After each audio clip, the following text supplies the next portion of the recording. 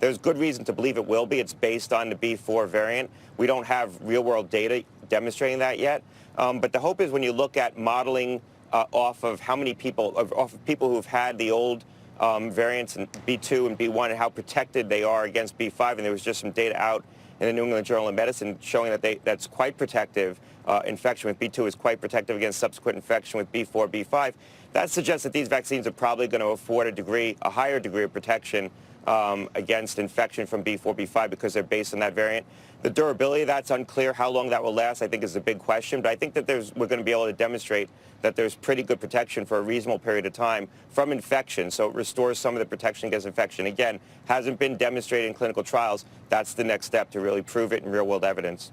If you've recently had it, though, I mean, I guess you wait to get another vaccine because you want to use your natural immunity for as long as possible. I guess I think there's a lot of confusion now. If you've had it once or twice, if you've been fully vaccinated to this point, do you need another booster?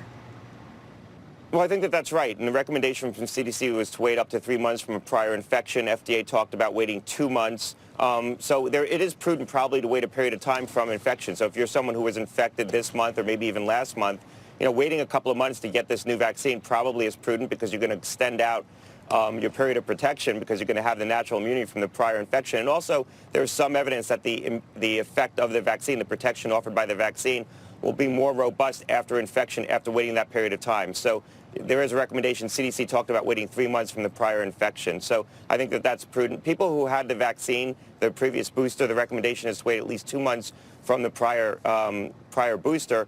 That encompasses about 11 million people. About 11 million people have been vaccinated either in July or August or had their booster in July or August. So those people probably should wait a couple of months before having this new booster.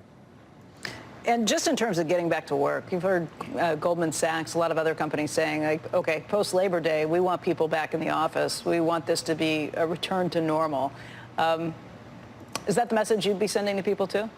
Time to get back to it? Yeah, I think businesses should start to normalize the workday. I think that, we're in a much different situation. We're certainly not in a situation China is. We have a lot of immunity in the population.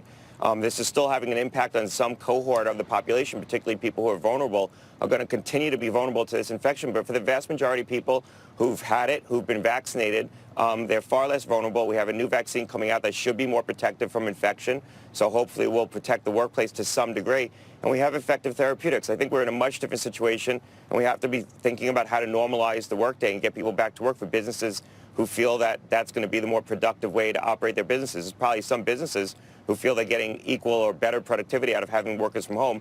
But a lot of businesses are not in that position. I think that they are in a position right now that they could start to normalize the workday and bring their employees back.